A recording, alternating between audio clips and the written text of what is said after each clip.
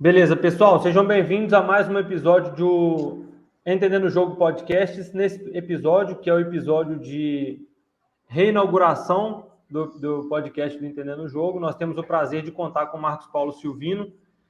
Antes de eu te apresentar, eu gostaria que você se apresentasse, né? Eu nem vou fazer essa apresentação, gostaria que você se apresentasse mesmo, falasse um pouco da sua história, Marcos, e aproveito para poder falar da sua apresentação e para falar um pouquinho, já iniciando do tema que a gente vai falar, que é sobre leitura de jogo, como que o jogador e a pessoa que está na comissão técnica, que pretende trabalhar com futebol, pode melhorar a leitura de jogo, que você tentasse falar um pouquinho da sua trajetória junto com algumas experiências que você teve para melhorar essa leitura de jogo. Então, queria que você abordasse nesse sentido.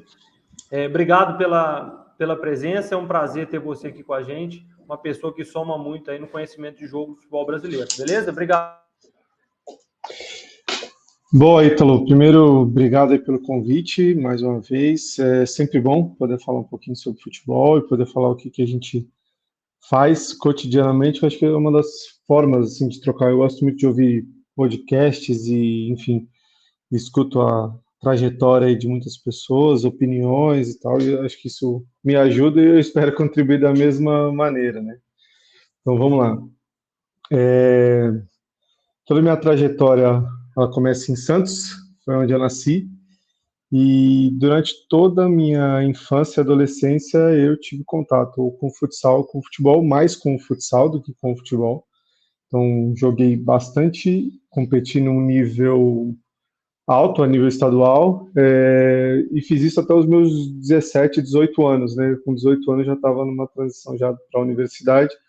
E aí, quando passei na universidade, né, em Viçosa, na Federal de Viçosa, eu não pensei duas vezes, falei, vou embora, vou traçar outros caminhos sem ser pelo futsal, que é o que eu gostava mais, mas fui pensar nessa parte já dos estudos, pela oportunidade, né? Eu sabia que eu estava indo para uma universidade de ponta e que eu enxerguei que aquilo ali, na hora que eu fui colocar o balanço, falei assim, entre a universidade e tentar a carreira de jogador de futsal, por exemplo, eu não tive dúvida, eu optei pela universidade, acho que eu teria melhores condições, enfim, porque muita coisa que eu vivenciei dentro do futsal quando eu era criança e adolescente, elas passaram a fazer sentido só mais tarde, né?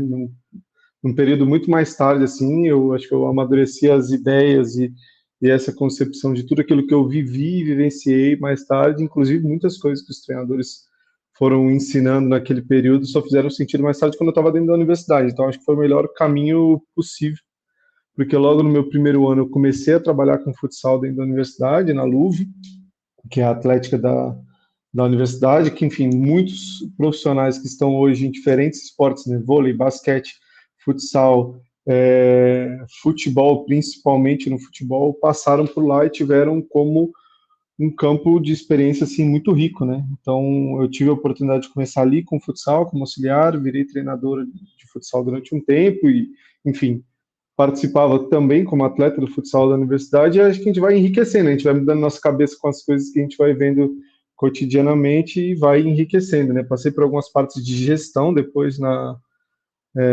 Atlética da Universidade, que, né, para aqueles que não conhecem, em Viçosa tem uma cultura, né, é uma instituição sexagenária e tem uma cultura do esporte financiado pela universidade, muito bem organizado, com oportunidades muito boas para que os alunos sejam os treinadores, os gestores, enfim. Então tem vários profissionais que estão aí no esporte com essa experiência que agrega demais. Disputar competições universitárias no estado e no Brasil, então isso é importante, né? E acho que isso foi meu primeiro ali, minha primeira base, né? O primeiro começo para fazer as ideias de tudo aquilo que eu já tinha vivido com o esporte anteriormente começaram a fazer sentido.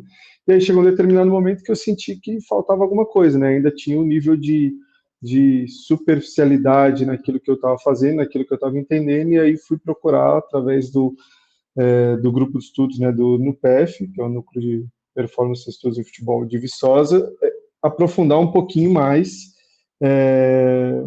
nos estudos, em termos de conhecimento no futebol, que eu tinha desejo de conhecer um pouco mais, porque eu passei a pegar mais gosto dentro da universidade pelo futebol. E aí isso ali foi por volta de 2015, mais ou menos, né? Eu entrei na universidade em 2010. Em 2015, comecei a estudar um pouco mais, aí veio a curiosidade de ir além, de entrar um pouco mais numa perspectiva acadêmica dos estudos sobre a análise de desempenho, que já me chamava a atenção, e aí caminhei por ali, fiz a especialização, mestrado, e depois que eu terminei esse processo ali, que foi, né, no meio da pandemia, da especialização e do mestrado, eu tive a oportunidade de iniciar no Desportivo Brasil, em 2021, como analista do profissional do Sub-20, e ali que muita coisa começou a cair na realidade, né? Muita coisa aquilo que eu tinha tido de experiência lá na infância e adolescência começaram a fazer sentido na universidade. Na universidade eu aprofundei mais em termos de conhecimentos, principalmente daquela base teórica que vai sustentar a minha base em termos de conhecimento de modo geral, assim, para eu ter norte de onde eu começo e para onde eu vou, principalmente em questões metodológicas, né, como organizar o trabalho e as ideias. E aí eu passo um ano ali no Desportivo Brasil, depois que eu saio eu venho para Outlier, e aí já estou há 2 anos e hoje eu sou coordenador de análise de desempenho na Outlier, onde a gente faz prioritariamente análise individual para jogadores, né? Então acho que hoje eu tenho um olhar bastante maduro em relação àquilo que eu já vivi, que eu experimentei e que depois eu fui vivenciar com as experiências que eu tive no DB e aqui na Outlier mesmo. Então toda essa trajetória, cada etapa desse processo, obviamente, me fez ver o jogo de uma forma. Tem muitas coisas que eu já tenho muita clareza do que eu gosto, ou do que eu não gosto, assim, em termos de jogo, em termos de ideia, mas hoje, na minha função de analista, eu tenho que, na verdade, me dedicar praticamente 100% do meu tempo para entender aquilo que eu vejo, não é necessariamente discutir ou apontar aquilo que eu gosto e que eu não gosto em termos da forma de um jogar ou outro, mas principalmente de entender aquilo que eu estou vendo, né? Aquelas coisas têm que fazer sentido para que eu consiga discutir com as pessoas com que eu trabalho, né? Os jogadores e os analistas da empresa de modo geral e outros profissionais, né? Que estão envolvidos nesse processo, como aquelas coisas fazem sentido, né? Como aquelas coisas passam a acontecer no dia a dia, no jogo de futebol, para ver se elas fazem sentido para o objetivo do jogo, certo? Então, isso é um ponto importante, assim, para mim, foram fazendo sentido ao longo do tempo, assim, na minha vida, e acho que é isso. Experiência um pouquinho como atleta, depois trabalhando ali no futsal, estudando futebol, trabalhando no futebol, acho que isso fez um pouco da minha experiência, assim, em termos de leitura de jogo. Maravilha, ficou muito claro que a experiência ela vem de diversas áreas, né? Atuando uma área um pouco mais acadêmica e depois um pouco mais prática. Antes de eu iniciar o tema propriamente, assim, a sua apresentação me dá um gancho para perguntar um pouco mais sobre a relação do futsal com o futebol. O que o futsal tem de relação, principalmente aí em termos táticos, com o jogo de futebol? Você acha que o futsal é realmente uma ferramenta boa para desenvolvimento dos jogadores de futebol, em termos de tomada de decisão parecida com o jogo de futebol? Em algum aspecto você acha que não é interessante, que em determinado momento é interessante o jogador escolher de fato uma das duas modalidades? Queria que você fizesse um resumo aí do que você pensa sobre isso, que pode ser um tema interessante para a gente dar início na discussão. Legal, legal. Futsal, futebol, acho que esse é um dos principais pontos assim que a gente conversa a nível nacional em termos de formação de jogador, porque faz parte da formação dos nossos jogadores jogar futsal, né? Então, acho que isso ficou muito associado, mas a primeira coisa para mim fica clara e que é importante é que uma modalidade é diferente da outra, né? São duas modalidades distintas.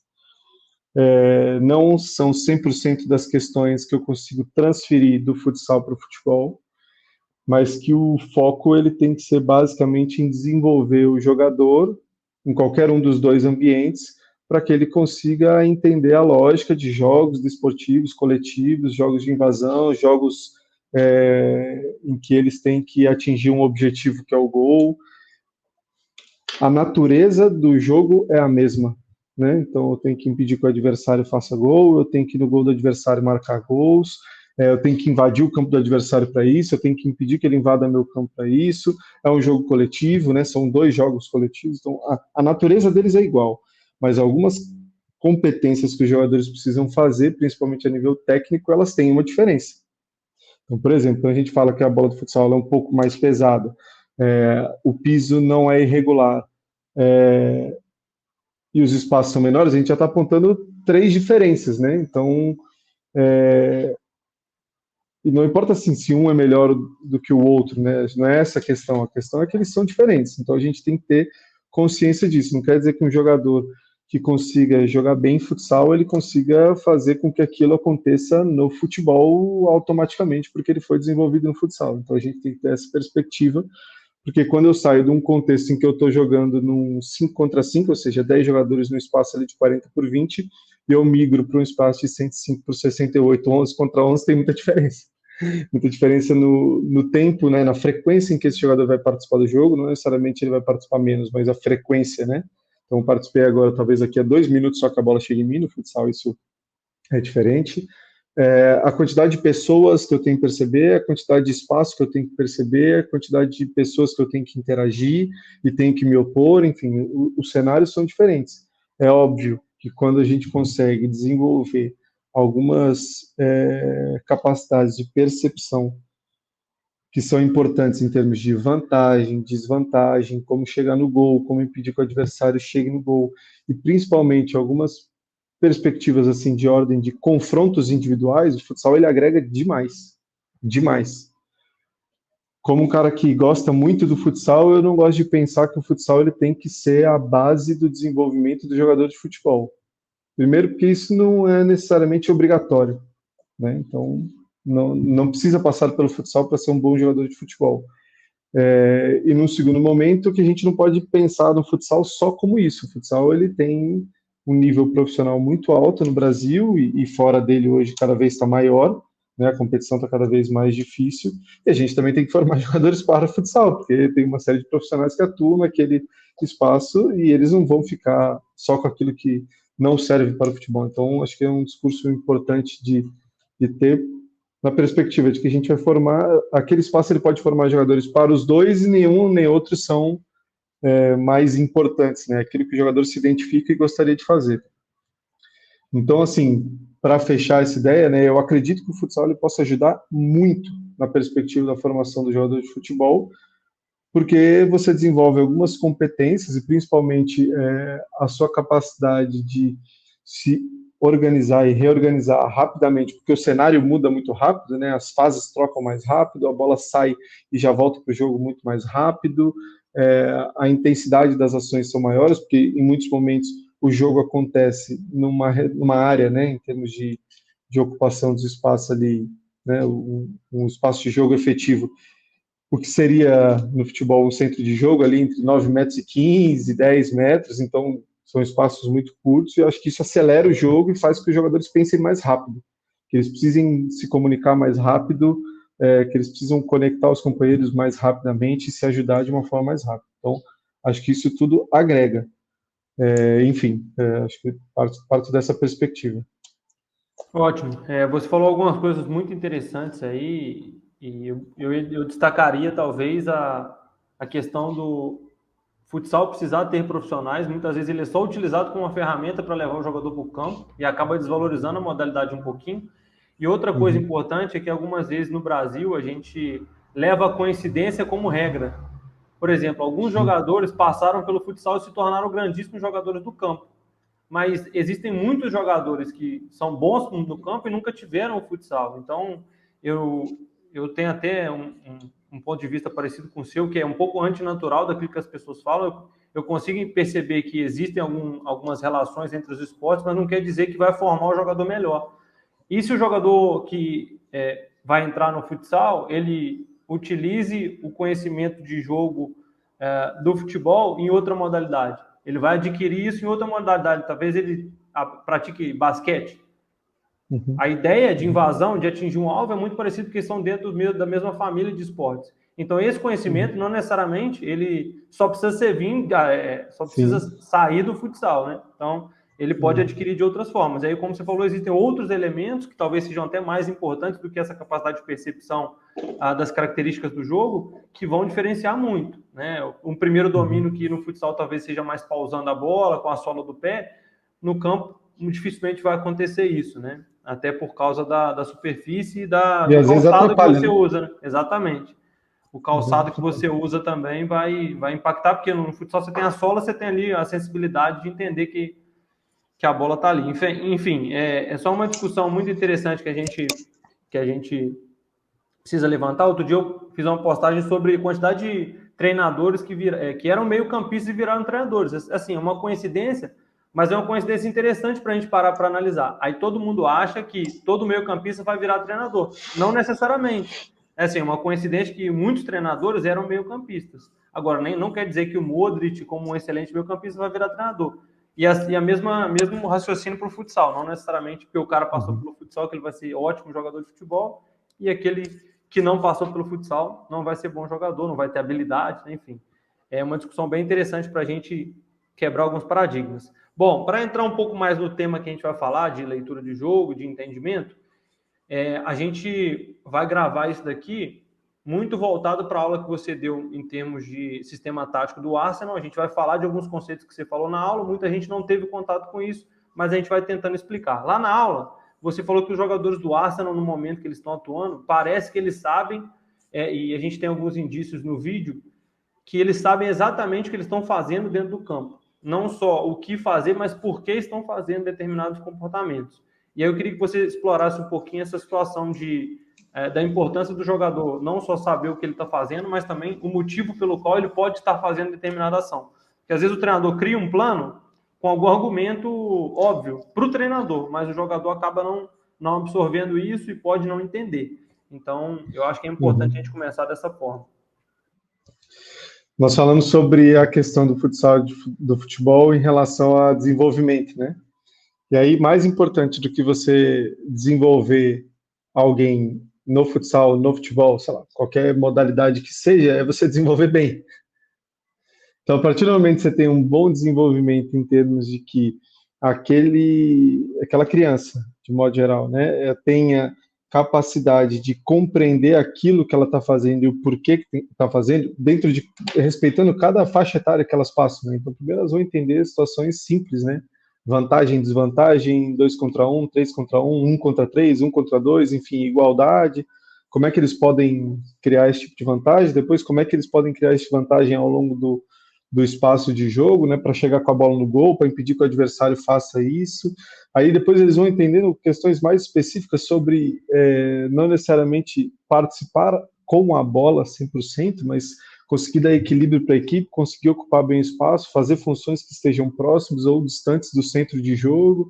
E aí depois disso ele ainda vai começar a aprender aquelas coisas que são importantes para o modelo de jogo da equipe. Então, todo um processo, como eu parto lá, das crianças, adolescentes, até a fase adulta, que eles vão aprendendo isso. Então, é importante que o jogador, que a gente tenha essa clareza, que é importante que o jogador ele saiba o que ele está fazendo, porque um jogador bem desenvolvido é capaz de fazer muita coisa, para não dizer tudo, né? Então, eu estava até ouvindo um podcast hoje mais cedo, falando sobre seu trabalho, o sistema ou o seu trabalho, né, o desenvolvimento do jogador, né, e o sistema ele só existe porque tem jogadores que formam ele, né, então se eu consigo ter jogadores bem desenvolvidos, eu consigo talvez ter vários sistemas que esses jogadores eles conseguem se adaptar a diferentes funções, se adaptar a diferentes posições e cumprir essas funções e posições muito bem, porque eles sabem algumas coisas que são transversais a um sistema, que elas são transversais a alguns comportamentos. Então, se eu tenho jogadores que são capazes de mapear o espaço e aquilo que eles estão vendo faça sentido para eles, para que eles consigam se posicionar no sentido de encontrar vantagens para chegar no gol, ou de encontrar vantagens para impedir que o adversário chegue no gol, eu já estou começando a pensar num jogador bem desenvolvido. Ou seja, aquilo que ele vê faz sentido e ele consegue se posicionar, ele consegue realizar ações em conjunto com um companheiro que está aqui do lado, em conjunto com um companheiro que está do outro lado do campo, enfim, ele consegue se localizar naquele espaço e aquilo fazer sentido e ele tomar decisões, seja para fazer o gol, seja para impedir que o adversário faça isso. Então, a partir do momento que eu tenho esses jogadores bem desenvolvidos, o processo de desenvolvimento dele dentro do grupo passa a ficar mais fácil, né? Então, a gente vê uma série de jogadores, por exemplo, no Arsenal, no Manchester City, Você faz mudanças pontuais, jogo a jogo, de onde eles vão atuar e qual a função que eles vão fazer, que eles fazem muito bem, são jogadores bem desenvolvidos, são jogadores que conseguem se adaptar. Se a gente pega um Bernardo Silva, por exemplo, e a gente vê desde as entrevistas dele até as atuações dele em diferentes posições do campo, é um cara que consegue fazer porque ele entende o que ele está fazendo. A gente pode citar uma porção de jogadores, né? O Bruno Fernandes é um cara que é assim também, o De Bruyne é um cara que é assim também, enfim, uma série de jogadores, o Rodri, e aí nós vamos falando de uma porção de jogadores, não citei alguns do City, mas tem um monte que tem essa clareza.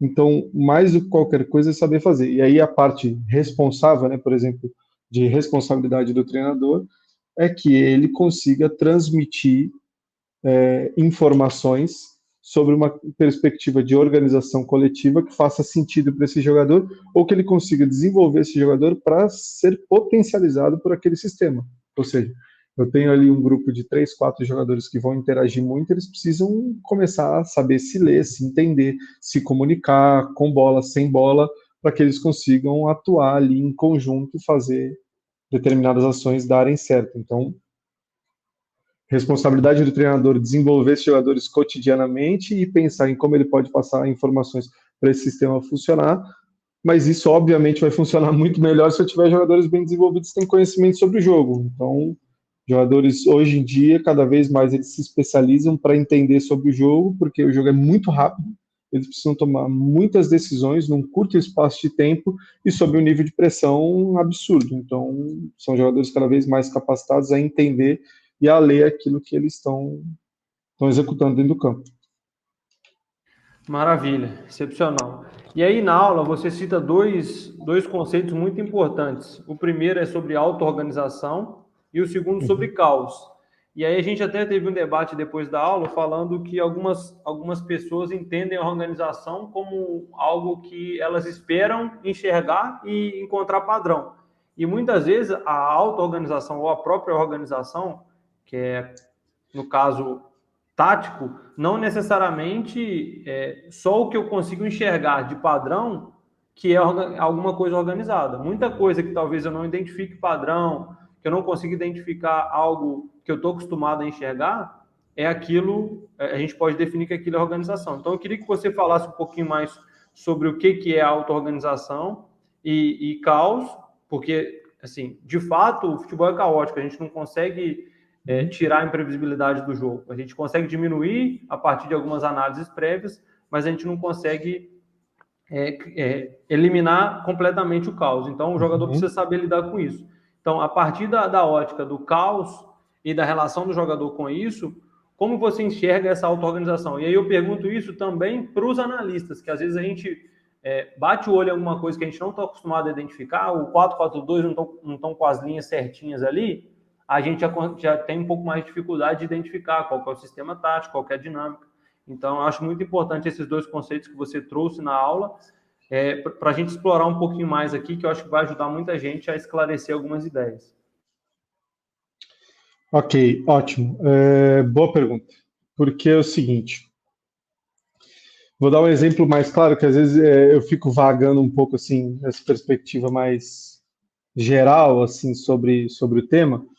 E aí, por exemplo, a gente pensa numa lógica de auto-organização. Eu estava vendo um jogo agora, um pouquinho antes da gravação do podcast, de um cliente, que eu não posso falar, obviamente, quem, e aí eu percebi que aquela equipe estava com uma função do seguinte, né? Toda hora o volante que estava jogando pelo lado esquerdo, ele estava entrando aqui na última linha, e o volante estava entrando do lado direito, estava entrando aqui também na última linha, né? Então, quando a equipe descia, quando tinha algum risco do adversário, o volante entrava ali antecipadamente, né? Ele já formava uma linha de 5 e aí quem fazia a ocupação desse espaço por dentro eram os extremos, né? Então ficava uma linha de 5 ali com os zagueiros e os laterais, mais um volante que entrava ou nesse espaço, né? Entrava aqui ou entrava aqui, né? Nesses intervalos entre lateral e zagueiro, e aí depois os extremos baixavam junto com o meia e o outro volante ficava 5-4-1, né? Só o atacante mais avançado. Isso é uma forma de auto-organização, né? Então eles vão se auto-organizando de acordo com o que o adversário for oferecendo. Só que tiveram alguns lances em que a jogada virava muito rápido e não dava tempo do lateral sair. E aí o volante ele baixava por fora dessa linha de 4.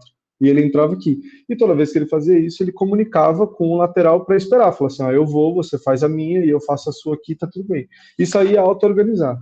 Então eles tinham um conceito que era proteger aquele espaço, por algum motivo que eles queriam proteger aquele espaço, pelo que eles identificaram o risco do adversário. E aí não importa quem faça, mas alguém tem que fazer. Então o ideal era que o volante fizesse esse esforço, pelo que parece do desenho da equipe. Mas quem estava fazendo de vez em quando era o volante abrindo por fora e o lateral ficava por dentro. Então, ok, tá tudo bem, tá tudo certo, eles se auto-organizam porque eles sabem o que eles precisam fazer. Não necessariamente uma única pessoa precisa fazer aquilo, né? Então, esse é um processo extremamente importante, porque quando algo foge do controle, ou seja, quando algo fica caótico, os jogadores eles têm que ter referências para aquilo que eles precisam fazer. Então, nesse caso que eu falei, o volante entra na última linha entre lateral e zagueiro, mas chega a determinado momento que ele precisa entrar por fora, porque foi o que o jogo pediu para ele, a circunstância era essa, ele não podia deixar lá o cara aberto lá fora, indo embora e falar assim pro lateral, essa aí era sua, eu não vou entrar lá não. Não, ele tem que resolver esse problema porque ele tem um plano coletivo para seguir, uma ideia coletiva que ele tem que seguir. Da mesma forma, quando a gente for pensar, por exemplo, em situações de entrada na área, se durante os treinamentos nós orientarmos um atacante de entrar sempre atacando a primeira trave e por um determinado lance, uma determinada circunstância do jogo, não der tempo dele chegar na primeira trave e tiver um jogador mais perto, esse outro jogador tem que entrar na primeira trave e o atacante ele se ajusta a partir do momento que ele está vendo. Ele fala, eu tinha que estar naquele espaço, mas tem alguém que está mais perto que vai chegar lá mais rápido que eu, então eu vou aqui na marca do pênalti, ou eu vou no segundo pau. Então, essa capacidade de auto-organização, ela só vai acontecer a partir do momento em que as coisas são claras. A partir do momento que a informação que o jogador tem do que ele precisa fazer, individualmente e coletivamente, seja clara. A partir do momento que isso é claro, qualquer coisa que muda no jogo, ele tem referencial claro para que ele volte e se reorganize. Ele fala assim, não, beleza. E aí, quando você fala de auto-organização, que é importante, né? A primeira coisa é que nós, enquanto analistas, a gente não tenha uma perspectiva de olhar para as coisas e esperar que elas sejam do jeito que a gente quer. Elas são do jeito que elas são. Então, quando a gente está analisando, não importa se fala assim, eu acho que isso não dá certo, que isso daria mais certo se fosse de outro jeito. Ok, você pode ter essa opinião, mas essa opinião ela não tem que entrar na análise. Então, esse é o primeiro ponto, porque isso nos deixa um pouco mais livres para entender o que está acontecendo e para entender o sentido das coisas. Então, por exemplo, se você me pergunta se o ajuste que o Arteta fez no jogo contra o Manchester City, com o extremo por fora, para que ele possa sair de frente, ele me agrada mais do que talvez o volante o tempo todo ficar entrando aqui para poder o lateral saltar e pressionar, ok, eu posso ter minha opinião, falar assim, não, eu gosto mais do extremo baixar até o final, ou não, eu gosto mais que o volante entre nesse espaço. Mas os dois fazem sentido, os dois têm um porquê, os dois têm um motivo. Então, essa é a primeira questão. Então, quando a gente está analisando o jogo, a gente tem que estar livre dessas questões, de que são opiniões próprias, para que a gente consiga entender como é que aquela equipe ela está organizada, não necessariamente estando todo mundo lá em linha, bonitinho, organizadinho, e o desenho do sistema você consiga ver ele perfeitamente. Não, eles estão atingindo o objetivo que eles precisam e que se propuseram nesse jogo, ou que aparentemente se propuseram nesse jogo.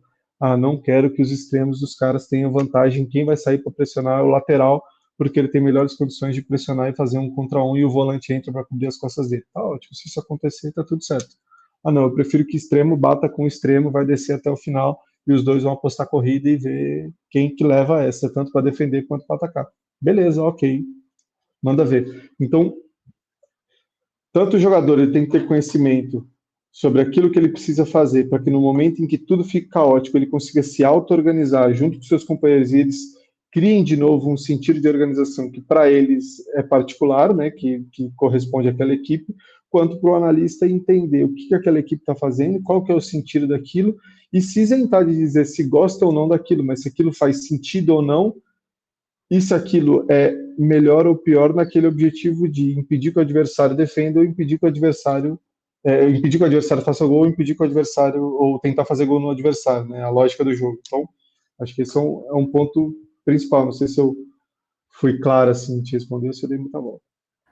Não, ótimo. Você tocou em muitos pontos importantes que eu acho que são fundamentais, por mais que às vezes a resposta pode parecer longa para algumas pessoas, igual do futsal, eu acho que é necessário demais a gente tocar em alguns pontos. O primeiro ponto que você tocou é em relação, não o primeiro ponto, mas um dos dois pontos que eu anotei aqui da sua fala, que eu acho muito interessante, é que diferentes pontos de vista podem ter sentido. Né? E que bom que a gente tem diferentes pontos de vista, que assim a gente consegue ter mais possíveis soluções para determinados problemas. Uma coisa que eu quero só reforçar é que é importante que a gente tenha diferentes possibilidades de resolução dos problemas, mas que a gente tenha critérios para avaliar cada uma das possíveis soluções. Então, por exemplo, você citou a questão do volante entrando na linha e alargando a linha com o lateral bordando fora, ou o extremo entrando por fora. As duas, basicamente, vão solucionar o mesmo problema, certo? Só que uma tem uma diferença, existe uma diferença entre uma e outra. Né? O volante entrar na linha e fazer o lateral baixar por fora pode gerar um tipo de problema que talvez a minha equipe não defenda bem.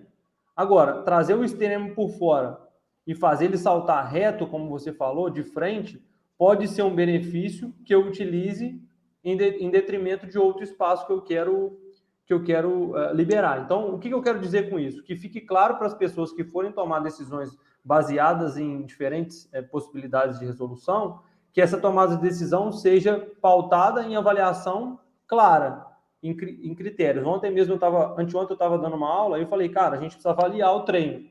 Mas como que a gente vai avaliar o treino? Quando o carro vai ser avaliado para ser escolhido o carro do ano em determinada categoria, eles determinam lá pelo menos 5 critérios de avaliação. Se o carro é seguro, se o carro é confortável. Então, a gente precisa, dentro da lógica do pensamento do jogo, criar critérios. Por exemplo, um dos critérios que eu utilizo para analisar, por exemplo, se uma dinâmica de defesa ou de ataque ela vai ser positiva, no caso da defesa, é o sentido do salto, por exemplo. Então, se o salto ele vai ser frontal, se ele for frontal, eu estou impedindo com que o cara explore diretamente as minhas costas. Ele pode usar um terceiro homem para minhas costas. Agora, se o salto é lateral, com uma condução, o cara consegue entrar no espaço que seria das minhas costas. Então, baseado em critério, eu tomo uma decisão e avalio determinada situação. Então, a primeira situação é essa. Existem diferentes possibilidades que têm uma vantagem a mais e uma vantagem a menos, e aí basta você identificar qual é a vantagem que você quer. Outra coisa que você falou em relação ao atacante, por exemplo, atacar o primeiro poste, eu tenho a impressão de que os jogadores que conseguem se colocar no campo de maneira que eles conseguem utilizar mais de uma decisão, eles são um pouco à frente dos outros. Aí eu vou explicar o que eu quero dizer. Por exemplo, um atacante que ele entra na área, o Benzema faz muito isso. Ele entra na área, ele não entra fechado para uma possibilidade.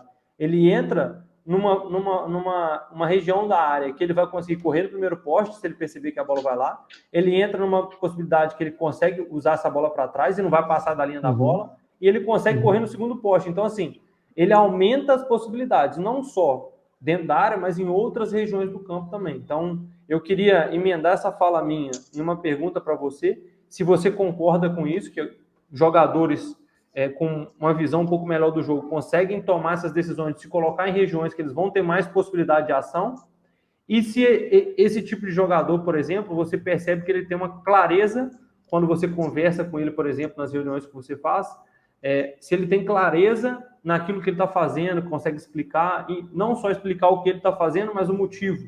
E se você pergunta, por exemplo, uma possível solução para aquele outro problema, ele falaria sem problema nenhum e daria uma resposta com sentido. Boa, ótimo. Primeiro de tudo, assim, que me chama a atenção no que você falou, que eu acho que é o principal, que é critério. Né? Então, o ponto principal, seja para analisar o jogo e tomar decisões, analisando o jogo, seja para decidir dentro de campo, né, no caso dos jogadores, ou enfim, para qualquer outra pessoa que esteja atuando no futebol, precisa tomar decisões, e até critério para essas decisões. Então, por exemplo, no nosso trabalho na Outlier, com análise individual, nós temos lá uma tabela com mais de 52, se eu não me engano, comportamentos defensivos, ofensivos e alguns que são transversais, né, que eles não são unicamente defensivos nem ofensivos, e que eles perpassam por todas as ações, né? Então, eles acontecem, eles são necessários para mais de uma dessas ações. Então, hierarquicamente, eles estão numa categoria acima, né? Então, as ações que estão abaixo, elas dependem daqueles comportamentos. E aí, para que a gente consiga analisar se um jogador fez algo que é positivo, ou seja, que dá vantagem a ele na fase ofensiva para chegar no gol do adversário, ou que dá vantagem a ele na fase defensiva, ou durante as transições também, por exemplo, para impedir que o adversário chegue no gol dele, aquilo passa a ser positivo. Então, se a gente está falando de domínio orientado, que o jogador consiga, ao receber essa bola, orientar o domínio para um espaço em que dê vantagem para ele progredir, não perder a bola, estar mais próximo do gol do adversário ou estar mais seguro com a bola. Também tem a ver com não perder a bola. Então ele consegue conservar a posse porque ele precisa dela para chegar no gol adversário para ganhar o jogo. Então, a partir do momento que o jogador ele faz um domínio orientado que atende pelo menos um desses 4 critérios, e podem ter mais critérios dentro disso, mas basicamente o que eu me lembro agora de cabeça são esses, faz sentido. Quando eu tenho um jogador na fase defensiva que vai fazer uma ação de cobertura em que ele contribui para um companheiro que está fazendo uma ação de aproximação, de abordagem, né? Está tentando conter o adversário, ele consiga oferecer segurança para aquele jogador ser mais agressivo, porque em caso de drible, ele está ali perto para conseguir roubar a bola ou impedir que o adversário progrida facilmente para o gol, obriga ele a dar um passo para uma zona com menos vantagem, obriga ele a ter que proteger a bola e aí não conseguir encontrar espaço para progredir, enfim, uma série de coisas, ele está realizando um comportamento positivo. Então, esse critério ele é muito importante, tanto para a gente quando vai analisar e passar uma informação para o jogador, quanto para o próprio jogador que tem que fazer aquela ação. Então, ele tem que ter critério. É lógico que a gente está falando de um jogo que é muito rápido, tem coisas que os caras não conseguem ver, e é óbvio que não consigam ver. Isso não é um problema, as coisas acontecem muito rápido. E aí que entra nessa questão que você falou do Benzema. A partir do momento que o jogador ele vai vivenciando essas ações por muito tempo, ele joga um jogo, 2, 3, 4, 5, 100, 200, 300, 400, ele já viveu uma série de situações que às vezes elas se repetem, não necessariamente da mesma forma, idênticas, iguais, sem tirar nem pôr, mas elas têm alguns cenários que são comuns. Então, por exemplo, uma situação que nem você citou do Benzema, tem um jogador da equipe dele que vai entrar naquela quininha da área, entre a área e a linha de fundo, que eu gosto de chamar de zona de assistência. Se ele chega naquela zona de assistência ali, o Benzema já deve ter visto 200, 300, 400, 600 vezes algum jogador da equipe dele chegar naquela zona e ele tomar decisões. Em algum momento da carreira dele, talvez lá no início, essas decisões elas não foram tão boas e ao longo da carreira ele foi fazendo decisões melhores nesse processo, ele foi evoluindo nesse sentido. Aí chega um determinado momento da carreira que ele fala assim, quando o cara chega lá, eu vou esperar ele bater na bola para eu tomar minha decisão. A partir do momento que ele cavou no segundo, eu consigo chegar no segundo. Cavou para trás, eu já estou aqui. Deu uma bola rápida na frente, eu consigo me jogar, ele passa a entender quais possíveis cenários podem sair daquilo ali. Então, com poucas informações, ele consegue ler uma porção de cenários e ele tem algumas coisas, alguns critérios que são básicos, né? É mais fácil ele ir para frente para atacar o primeiro pau, ir para frente para atacar o segundo pau, do que estar em um dos dois e ter que voltar para fazer um movimento, para, por exemplo, atacar da marca do pênalti ou para ir para a segunda trave novamente. Né? Então, é muito mais fácil de fazer esse movimento para frente. Então, esse é um critério que provavelmente ele utiliza, depois de tanto ele vivenciar. Então, o que separa, muitas vezes, um jogador mais novo ou com menos experiência, que não necessariamente a idade ela reflete a experiência, e principalmente experiência em alto nível, é isso, o jogador com, às vezes, poucas informações do ambiente, aquilo ali faça sentido para ele muito fácil, muito rápido, ele consiga tomar boas decisões. Ou seja, o critério dele está mais apurado, porque ele já vivenciou uma série de situações que sejam diferentes. Então, quando a gente, por exemplo, desenvolve bons jogadores e forma bons jogadores na base, esse processo deles absorver a informação do ambiente, aquilo fazer sentido para eles tomarem boas decisões, ou seja, para eles terem critério naquilo que eles estão fazendo dentro do campo, mais rápido, né? Então, isso é um cenário importante. Então, dentro dessas duas questões que você me falou, né, que como avaliar alguma coisa, ter critério, que acho que você mesmo já tinha dito isso, eu só contribuir com você nesse sentido, e outra é essa diferença, assim, em termos do jogador que consegue ler bem o jogo. Ele tem critérios muito bem desenvolvidos, porque ele tem uma vasta experiência e, em muitos momentos, foi ensinado a ele, né? Ele teve a oportunidade de aprender e ter conhecimentos que ajudem ele a ter critério mais rápido, mais fácil, mais claros e as coisas fiquem mais simples para ele. Maravilha, excepcional. E eu acho que essa clareza ela não passa só pelo jogador, mas também, como a gente já mencionou antes, mas reforçando, ela precisa estar clara para o analista. Muitas vezes eu falo que alguns analistas eles estão mais preocupados em narrar o que está acontecendo no lance do que preocupados com o motivo pelo qual aquilo pode ter acontecido. Outro dia eu fiz, até comentei com você no dia que você gravou a aula, teve um gol do Manchester City contra o Liverpool de bola parada, e muita gente viu o que aconteceu, mas eu não vi ninguém procurando por que pode ter acontecido. Aí eu fui fazer essa análise, eu fui buscar alguns escanteios defensivos do Liverpool e tentar entender por que o Manchester City pode ter utilizado aquilo. E ficou claro na minha análise alguns dos fatores que ficaram claros. Então, eu acho que mais do que a gente ver o que está acontecendo, que isso muita gente faz, a gente precisa, obviamente, tentar buscar os porquês. E aí, dentro disso, a gente consegue criar soluções possíveis caso a gente esteja num cenário mais prático, né? Então, por exemplo, se eu sou auxiliar ou analista de um treinador e eu percebo algumas coisas que o adversário faz, eu consigo tentar passar para ele algumas possíveis soluções dentro daquilo que ele está que a gente está planejando para fazer com o adversário, né? Então, Ítalo, claro. só desculpa te interromper, você falou sobre um lance de um gol, e aí acho que esclarece um pouco essa questão que a gente está conversando. No último fim de semana, teve Tottenham contra o Nottingham, e o gol contra do Murilo, que foi o primeiro gol, e ele deu bastante azar ali no gol, né? Foi tentar tirar e a bola acabou entrando. Tem no início da jogada, se eu não me engano, é o Madison, mas eu não vou lembrar agora de cabeça se era ele. Ele recebe uma bola entre linhas e aí ele ameaça achar uma bola longa e todo mundo que estava na última linha começa a correr. Então ele levanta, né, a cabeça, ele olha para a última linha, ele faz o movimento de alavanca, e a última linha já começa a baixar e ele vira o pé dentro, num companheiro dele que está do lado dele. Nessa que ele vira o pé, a linha está mais baixa. E aí nas costas do volante, assim, do outro lado, tinha um jogador esperando. Aí então esse cara que recebeu o passe, acho que era do Madison, achou esse outro companheiro dele, e aí a última linha já estava mais baixa, aquela bola descoberta muito mais próximo da última linha, e o Timo Werner estava atacando por fora. A última linha estava toda fechada, preocupada com a bola acavada nas costas. Pô, talvez o cara que enganou, né, que virou o pé, ele nunca tenha pensado no seguinte sentido: pô, eu vou enganar, virar o pé, porque a última linha vai baixar, e a última linha baixou, e eu vou soltar no meu companheiro que está aqui do meu lado, que vai achar o outro companheiro que está ali, que vai achar. Nunca que ele pensou nisso, mas ele tem como critério básico, falou assim: pô, de vez em quando, se eu enganar meu adversário, ele vai fazer alguma coisa que vai me dar vantagem, vai me abrir espaço.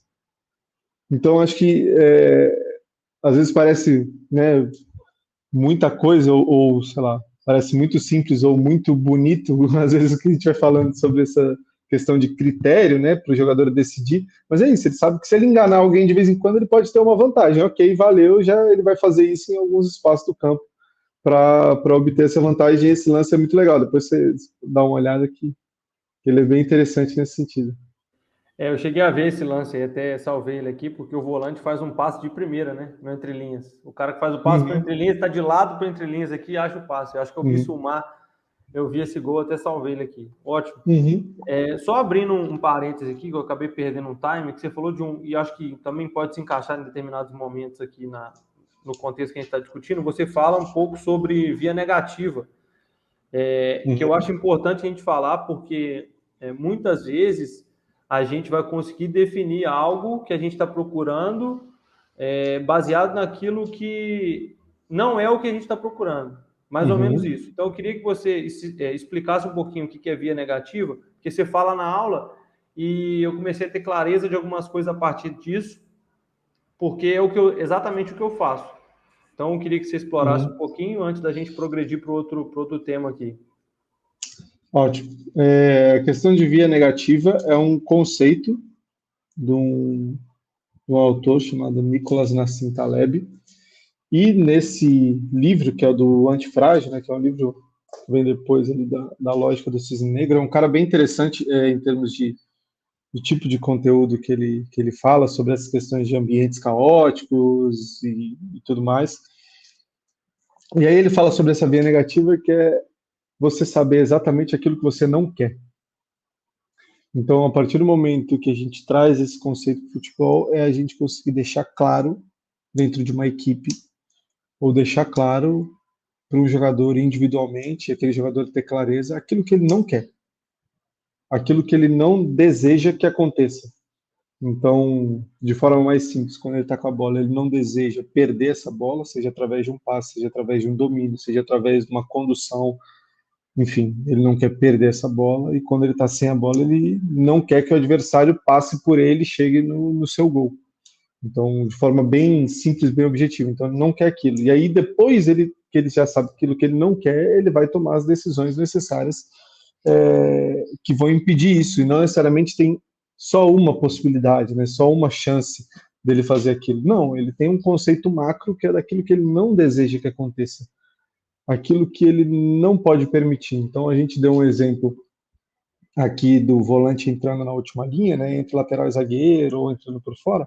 Cara, o conceito é muito simples, né? Eles não querem que tenha uma vantagem ou uma situação de 1 contra 1 na ala em determinados momentos da partida. Ok, tá tudo certo.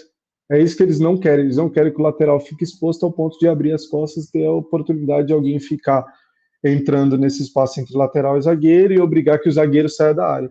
Então, aquilo é que eles não querem. Agora, se em determinado momento não der tempo do volante entrar, o zagueiro precisar sair para cobrir o lateral, o volante vai e entra e cobre o zagueiro, porque o conceito é muito simples. Eles não querem desmanchar aquela estrutura e deixar que as costas do lateral fiquem expostas. Quem vai fazer aquilo ali, às vezes pode ser o zagueiro, às vezes pode ser o volante. Ou eles não querem deixar que tenha 1 contra 1. Então, quem vai fazer aquilo ali? Às vezes é o lateral, prioritariamente lateral, às vezes é o volante, ou às vezes pode ser um extremo, e eles trocarem de função, né? O volante não precisar descer na última linha. Então, acho que isso é extremamente importante, você eliminar aquelas coisas que você não quer que aconteça, que eu acho que isso, e até o próprio, obviamente, né, eu estou me apropriando assim da ideia dele, do conceito dele, do Taleb, é que isso deixa os indivíduos e os grupos, enfim, as equipes, né, trazendo para o futebol, menos vulneráveis ao caos, ou seja, deixa eles antifrágeis, é o que ele chama, né, em termos de conceito. Então, quando uma situação caótica acontece, eles não estão desesperados porque aquilo ali saiu do controle.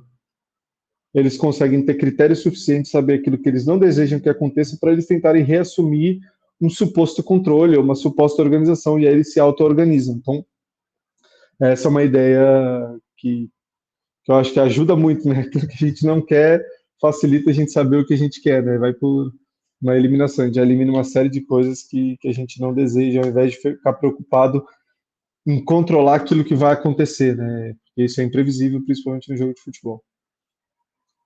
Maravilha. A gente até teve uma ideia parecida com essa, não sei se encaixa no raciocínio do conceito do Taleb, porque talvez não seja algo negativo, mas a gente, para escrever o livro de situações táticas ofensivas, nós pensamos critérios defensivos ruins de serem defendidos. E a partir disso, a gente criou várias dinâmicas ofensivas. Eu até falei com o Vinícius que a gente está escrevendo um livro de defesa agora. Eu falei, cara, a gente tem que tomar cuidado para o livro não ficar repetitivo, porque como a gente pensou em desvantagem defensiva para escrever a parte ofensiva, acaba que se a gente escrever um livro só falando daquilo que a gente não quer que aconteça, quem lê o ofensivo já vai estar entendendo as respostas que a gente quer chegar. Então a gente tem que ter algo além disso para que faça sentido para o leitor também. Então, isso é algo que eu utilizo muito para poder fazer algumas análises e algumas percepções também. Por que muitos gols acontecem em cruzamento para trás? Né? E aí eu não vou olhar para a parte ofensiva, vou olhar para a defesa. O que defensivamente é difícil de fazer para que muitos gols aconteçam nesse sentido? Então a gente começa a ter meio que um pensamento reverso para poder chegar onde a gente quer, que se a gente conseguir relacionar, eu acho que tem a ver com essa capacidade de entender o que a gente não quer para achar as possíveis soluções. Antes da gente falar de algumas dicas que eu queria que você deixasse aí para quem quer melhorar a leitura de jogo, eu queria falar de outras duas coisas antes dessa dica e a gente vai caminhar para o final com a dica. No começo a gente começou a falar sobre leitura de jogo, de jogadores, e eu acho que o analista, Marcos, não sei se você concorda, ele tem que entender sobre a raiz do problema, que é o que eu falei com você lá quando a gente estava gravando a aula de sistemas táticos, que é assim, às vezes o cara chega no médico e está com dor de cabeça, e aí o médico receita dipirona. Só que às vezes a dor de cabeça dele tem indica algum outro problema que não vai ser curado com dipirona. Então, momentaneamente, aquela dor de cabeça vai parar um pouquinho, mas a raiz do problema não foi identificada e o médico não conseguiu solucionar o problema. Eu acho que o analista tem o mesmo problema. Então, ele está com... ou o analista, ou o treinador, enfim. A gente está falando do analista porque é a sua função. Às vezes você vai ter o contato com um cara que ele erra muito passe, e aí você acaba falando de passe, só que o problema às vezes vai ter na quantidade de vezes que ele quebra o pescoço, que ele não consegue posicionar o corpo para ficar de frente. Aí acaba que o problema que você identificou é o passe. Eu queria que você falasse como que é essa relação de vocês tentarem cada vez mais entender a raiz do problema para poder agir em cima da raiz e não ficar ali no problema superficial para que o jogador de fato tenha uma evolução. Ótimo. Acho que você tocou assim no ponto principal, né? Não necessariamente aquilo que a gente está vendo é o problema. Então, é muito comum que a gente foque muito no resultado, ao invés de a gente conseguir entender o que aconteceu no processo que levou aquele resultado, né? Então, beleza. Um jogador ele está com dificuldade de finalização, ou ele está finalizando sempre bloqueado. Tá bom, por que ele está finalizando sempre bloqueado? Qual que é a condição que ele finaliza bloqueado? Ele sempre tenta finalizar em espaços curtos, onde ele tem pelo menos um defensor ou dois defensores na frente dele, e é muito difícil ele conseguir sair desses dois defensores, ou seja, talvez ele tenha problemas de desmarque, ele não consegue chegar livre para uma finalização, ou ele tenha problemas, por exemplo, de movimentos para entrar na área e atacar, né? Então, se a gente está falando de movimentos de entrar na área para atacar e movimentos de desmarque, tem uma outra coisa que pode ser agregada nisso. Engano, capacidade de enganar o defensor adversário. Ou troca de ritmo, às vezes ele é monorritmo, não troca ritmo. Então ele não consegue ter vantagem porque ele está sempre na mesma pegada e é fácil de marcar ele.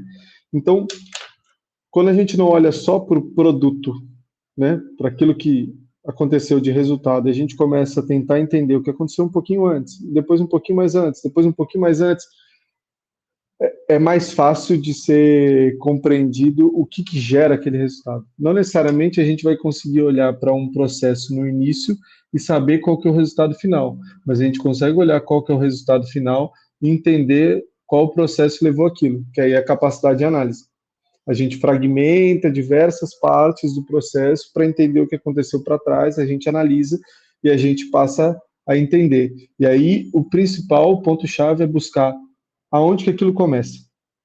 Qual o sinal? Então, por exemplo, se eu tenho um problema que esse jogador ele sempre finaliza bloqueado, é porque muitas vezes ele está com um problema de troca de ritmo. E aí ele está com um problema de troca de ritmo muitas vezes porque ele está focado só na bola, então ele acha que ele está absoluto. E aí eu tenho que falar com ele que ele tem que movimentar o pescoço para ler a defesa. E aí depois eu tenho que falar com ele que ele tem que começar a trocar de ritmo, e na hora que ele troca de ritmo, ele tem que também trocar de direção, para que ele consiga enganar o adversário, se desmarcar e conseguir finalizar, sem ter bloqueio. Então, não é uma questão, às vezes, a gente puramente falar assim, a gente só analisa o depois e o resultado. Não, é analisar o depois e o resultado para entender como é que foi todo o processo e que tipo de ação esse jogador ele precisa fazer para ele ter a oportunidade de mudar o resultado. Então, ele tinha problema de desmarque, enganar o defensor, porque ele não trocava de ritmo também e ele não olhava para os defensores.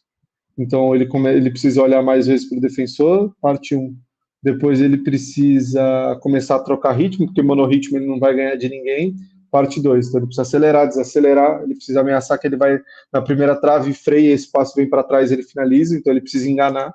E aí, a partir do momento que ele está lendo os defensores, trocando de ritmo, enganando o defensor, a chance dele estar livre, ou seja, sem marcação, ele conseguir fazer desmarque é grande, a chance dele conseguir finalizar sem bloqueio ela é maior. Então, é olhar para trás e entender o processo, não para apenas criticar e falar assim, pô, ele não consegue fazer isso. Não, mas para entender onde que esse problema começa, para que você consiga mudar a origem dessa ação, e aí ele começa a fazer diferente. Então, você muda alguma questão no hábito dele, aquele livro do Poder do Hábito é bem legal para pensar nessa perspectiva. Você tem que mudar alguma coisa dentro do seu processo todo que te leva àquele hábito, que é o finalizar bloqueado, para que ele consiga mudar e ter a chance de mudar o resultado, né? Ele vai ter comportamentos diferentes. Aí eu citei um caminho como exemplo, né?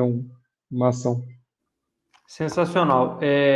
Eu acho que isso é muito importante, porque, como você falou, às vezes o futebol ele é tão caótico que pode ser que o cara, na maioria das vezes, na vida dele, ele tenha feito o processo todo errado e mesmo assim, em determinado momento, pode ter dado certo. E além de tudo, você precisa convencer o cara de que aquele processo é errado. Eu, quando cheguei na Indonésia, eu tive contato com um zagueiro que tinha assim, mais de 100 convocações para a seleção da Indonésia e era capitão da seleção. E aí eu comecei a perceber alguns erros dele que eram, assim, primários, mas o cara estava no máximo que ele achava que ele poderia chegar. Então, para além de mostrar ao cara os erros, você precisa mostrar para ele, convencer ele de que aquilo que ele está fazendo é errado, mas o que ele está fazendo de errado levou ele para o ponto máximo. Então, isso é ainda mais complexo, porque às vezes o cara não tem essa percepção. Isso pode até atrapalhar ele de pular uma etapa, né? De aumentar um pouco o nível. Às vezes o cara não consegue trocar de campeonato justamente por isso, né? Às vezes esse cara poderia ter jogado numa liga um pouco mais forte e não conseguiu. Ele acha que o máximo que ele foi para a seleção. Então, enfim, ainda tem essa pedra no caminho, porque às vezes o processo ele não foi bem executado, no exemplo que você falou. Às vezes o cara não fez a troca de movimento, de ritmo, não fez a troca de direção e mesmo assim conseguiu fazer o gol. Mas às vezes é porque o defensor tem um nível de percepção mais baixo que o dele. Aí ele mudou de liga, aí já não está conseguindo fazer mais. Mas ele fazia muito bem isso.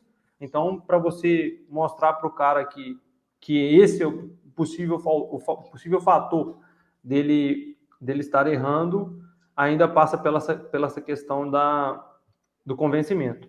A penúltima pergunta, Marcos, eu queria que você falasse se você acredita que tem uma capacidade de tática individual aí que seja a mais importante. Eu tenho uma opinião sobre isso, queria ouvir a sua opinião, porque eu acho que essa que eu vou falar, ela influencia as outras capacidades. Então, eu acho que existe uma que se o jogador conseguir utilizar bem, ele vai conseguir levar vantagem em outras capacidades. Então, se você acha que tem, aí pode ser transversal, não precisa ser algo muito específico para a posição.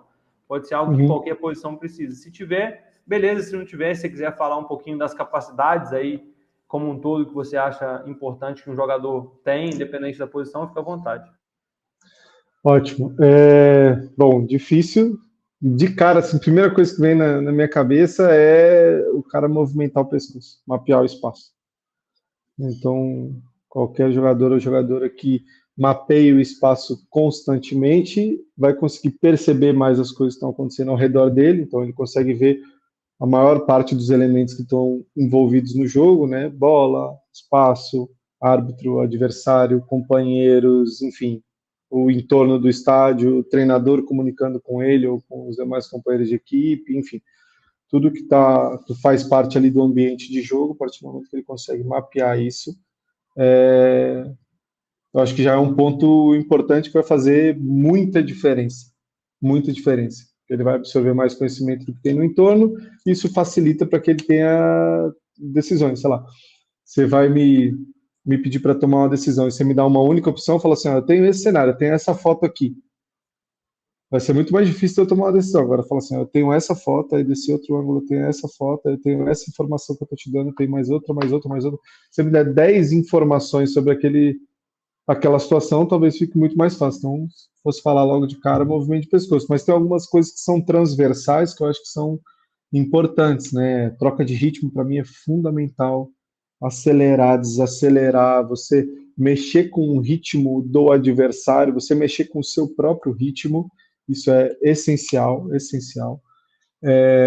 Engano, muito difícil você fazer um jogo em que você tenha vantagem se você não usa engano em nenhum momento. É possível? mas quanto mais você conseguir enganar o adversário, defendendo ou atacando, melhor. Em posição para duelos, de modo geral, o jogo ele tem competição por luta de espaço, então você tem que ter em posição para duelo, assim, ajuste de corpo, você estar bem orientado para que você consiga perceber mais coisas, para que você consiga olhar para um espaço maior, ou você consiga estar bem posicionado para você enxergar as questões que são cruciais em determinada ação. Então, são algumas questões transversais que eu acho importante, tem mais, mas se fosse falar assim, movimentar o pescoço. Principal, assim, conseguir olhar ao seu redor para entender o que está acontecendo. Excelente. Eu falo isso porque Qual que é a sua? eu até postei já vou falar, eu até postei esses dias um lance que o cara tá de costas pro jogo e acaba perdendo a bola. Aí eu perguntei pro pessoal por que eles achavam que ele tinha perdido a bola. E muita gente falou assim, mas ele não mapeou o espaço. Eu falei, concordo, mas eu acho que tem um fator aí que vai ser fundamental, que foi o que você falou de ajuste de corpo. Eu acho que o ajuste de corpo ele vai influenciar muito mais o movimento de pescoço do que vice-versa. Então, se o cara consegue se posicionar no espaço, porque o nosso movimento de pescoço ele tem limite, né? Ele vai aí uma quantidade de graus para um lado e uma quantidade de graus para o outro. Se a gente se coloca no espaço onde essa quantidade de graus vai enxergar o que a gente não precisa enxergar, e no caso o cara estava de costas para onde poderia sair a pressão. Então, se ele faz um ajuste mais fino ali do posicionamento corporal, aí muita gente falou, dominou com a perna errada. Outro fator que é influenciado pelo posicionamento corporal. Ele só dominou com a perna esquerda porque ele estava de costas para o jogo. Se ele tivesse de frente, ele dominaria de direita e ia ficar de frente para o jogo. Aí a pressão só saltou porque ele estava de costas. Então, eu acho que tem um fator aí. Obviamente que assim, a gente não precisa ficar falando o que é mais importante, é o menos importante, porque eu acho que isso só reduz aí a grandeza das coisas. Mas, nesse caso, eu acho que não é porque seja mais importante, é porque impacta diretamente nos outros comportamentos aí, como movimento de pescoço, domínio orientado, condução de bola, entendeu? Então, eu acho que se eu pudesse falar assim, Ítalo, você vai ter uma capacidade só nesse jogador, o resto você vai ter que se desenvolver. Eu quero um jogador que consiga se posicionar com o corpo, consegue posicionar bem o corpo. Que aí os outros negócios vão ser influenciados pela posição de corpo. Agora, se você tem um cara que ele faz o melhor movimento de pescoço, mas se coloca no campo de maneira inadequada, ele pode ser o melhor movimento de pessoas do mundo, que ele não vai conseguir enxergar o espaço que ele precisa enxergar, entendeu? Então, por isso que eu te perguntei, porque aí o cara falou assim, mas ele não posiciona o corpo porque ele faz o movimento de pescoço, ele não faz o movimento de pescoço. Eu falei, cara, mas eu acho que é o contrário, que ele se ajustando no campo, ele consegue ter um movimento de pescoço, e não o contrário, entendeu? Porque é muito mais fácil você estar com o corpo ajustado e movimentar o pescoço do que movimentar o pescoço e virar o corpo. Então, por isso que eu acho que existe uma aí que vai influenciar. Não quer dizer que ela é a mais importante, mas que vai influenciar muitas outras. Sim. Porque eu acho que você me convenceu, assim, 90%, mas a pergunta que eu ia fazer era isso, sim. O cara ajusta o corpo porque ele movimentou o pescoço ou ele movimenta o pescoço porque ele ajustou o corpo? Exatamente. Essa é a dúvida. Essa é a dúvida. Eu acho que, assim, em termos na prática mesmo, na experiência que eu tenho no campo, eu acho que é mais fácil você se posicionar para depois movimentar o pescoço. Sim. Em termos de tempo, entendeu? O ajuste de movimento de pescoço ele demora menos tempo para ser feito do que um ajuste de corpo. É o que eu penso. Mas pode ser que existam momentos, obviamente vão existir, que você movimentou o pescoço e a partir disso percebeu que vai ter que orientar o corpo de uma maneira diferente. Então, eu acho que as nossas respostas elas estão valendo aí, que o movimento de pescoço também é fundamental. Nunca as coisas são uma coisa só, não tem jeito. Exatamente. Para a gente finalizar esse papo aí excepcional, eu queria que você deixasse uma dica para quem quer melhorar a leitura de jogo, se você puder falar de alguma coisa prática que você fez. Eu sempre falo com as pessoas que é difícil que a gente consiga entender e analisar tudo que está acontecendo no jogo. A gente tem que ter ali alguns critérios, como a gente já falou. Eu vou analisar sobre a ótica do confronto de sistemas táticos. Então, primeiro eu vou identificar o sistema ofensivo, depois o defensivo, onde tem as vantagens, mas eu não consigo fazer isso ao mesmo tempo que eu vou analisar um jogador individualmente. Então, muita gente acha que isso é possível e não é. Pode ser que você se atente a algum detalhe ou outro, mas eu acho que quando você coloca o óculos do critério que você está avaliando, você consegue ter muito mais clareza. Então, eu queria que você falasse um pouquinho sobre algumas dicas e alguns processos que você faz para poder conseguir enxergar o jogo da maneira que você enxerga. Uhum. Bom, primeiro, assim, que é curioso, né, de várias coisas que a gente citou hoje, eu estava até anotando aqui, para não perder. É óbvio, né, que a gente fala assim, melhorar a leitura de jogo. Então, eu tenho que ver muito jogo, eu tenho que estudar sobre conceitos, sobre ideias, sobre a nomenclatura, né, dos comportamentos individuais, comportamentos de grupo, comportamentos coletivos, entender os sistemas, tal, tal. Isso é a questão, assim, talvez mais óbvia, né, que talvez seja a primeira resposta, assim. Mas chega um determinado momento que você precisa sair um pouco dessa esfera do futebol e esse núcleo mais fechado e ler sobre outras coisas que têm relação com fenômenos que são mais abrangentes, né, do que o futebol e que muitas vezes explicam, né, sistemas dinâmicos e complexos como é um jogo de futebol. Então, quando a gente falou sobre via negativa, a gente estava falando de um livro que não tem nada a ver com futebol, que é um livro do Taleb, que é do Antifrágil, que vai falar sobre questões de causa, imprevisibilidade e tudo mais, como você se orienta para isso, e a gente mostrou como isso tem a ver com o futebol, né? Quando a gente fala do conceito de auto-organização, a gente está falando de um livro de introdução ao pensamento complexo do Edgar Morin. Então é uma outra perspectiva também que não tem nada a ver com futebol, mas fala sobre auto-organização e você consegue ter clareza no critério para entender o jogo. Quando a gente fala sobre, por exemplo, questões de que o corpo, né, e a mente elas não são separadas, ou seja, aquilo que o jogador ele conhece sobre o jogo, ele, muitas vezes ele vai conseguir executar. É um livro também que é o do Erro de Descartes, do Antônio Damasio. Quando a gente fala sobre, por exemplo, a gente conseguir consolidar alguns conteúdos na cabeça do jogador para que ele consiga ler e tomar decisões mais rápidas, a gente está falando sobre aquele livro do Rápido e Devagar, do Daniel Kahneman, que ele fala sobre a forma como a nossa cabeça funciona, né?